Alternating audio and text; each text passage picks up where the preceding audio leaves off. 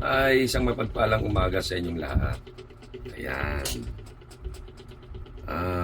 Gawan lang natin ng reaction yung yung mga bashers ni Direk Daryl Yap. Okay? Dami. Yung iba kinocrucify na. Yung iba may judgment na sila. Trailer pa lang yung napapanood, may ganong may ganong ganap na agad. Bakit hindi na lang nila antayin mo nang maipalabas ang pelikula saka sila mag-comment? Ewan ko ba, ang daming magagaling, ang daming matatalino. Kinukrucify na agad yung pelikula. May judgment na agad yung pelikula. Hindi pa nga naipapalabas. Trailer pa lang, ganun na ka-init.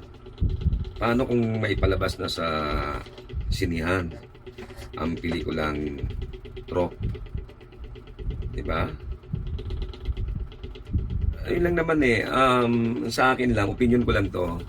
Sana bago tayo magbitaw ng mga salita, mapanood mo na ang buong pelikula. O trailer, o ganun sinabi ng trailer. Ano yun pang-i-entice yun. Part of marketing yun Kahit sino naman dyan, kahit na mga Regal Films pa yan, o gumawa. Viva, part ng marketing yan. Ganun lang yung At saka hindi naman susulat si Direk Daryl o igagawin niyang pelikulang yan kung wala siyang mga dokumento. Hindi tanga na director si Direk Daryl. Hindi po. Okay? Lahat ng sinyot niyan, lahat ng sinulat niya, nilagay niyan, may dokumento yan. Nakaakibat yan, lahat. Yan. Yun lang gusto kong sabihin sa inyo. Sana antayin nyo lang munang mapanood ang buong pelikula. Saka na kayo magbigay ng argumento o komento. Para lumabas yung magandang argumento at komento. Yan lang yung ibig sabihin dyan.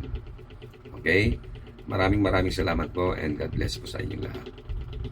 Abangan po ninyo ang The Rapist of Pepsi Palok. God bless.